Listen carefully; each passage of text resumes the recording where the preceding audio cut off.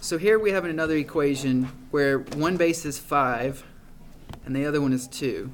So can you find a common base? No, right? 2 and 5 they're not congruent, incompatible, right? They don't have a common base. You need to use your calculator for this. And again, we're going to solve it by graphing. It's the easiest way. I'll tell you this right now. It doesn't matter which one you move to the other side. You can get the same answer. I normally just move everything to the left, so I will subtract this.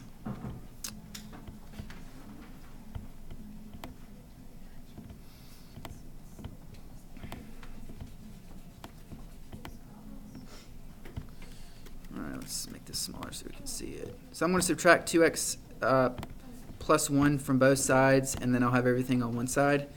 This right here is what I will type into my equation. Or sorry, just this. So I'll type y equals that into the graphing calculator. Okay. This is what you're going to get. You can do f of x or y. I put f of x this time. Let's pull up the calculator and make sure we type that in correct. Okay, so if you did it right, put parentheses around your exponents, you get this.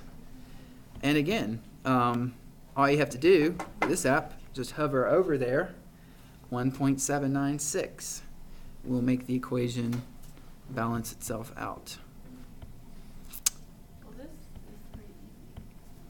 So there's your answer, 1.796. That's the x-intercept of the graph. And so you're just going to write out x is approximately, because it's rounded, 1.796.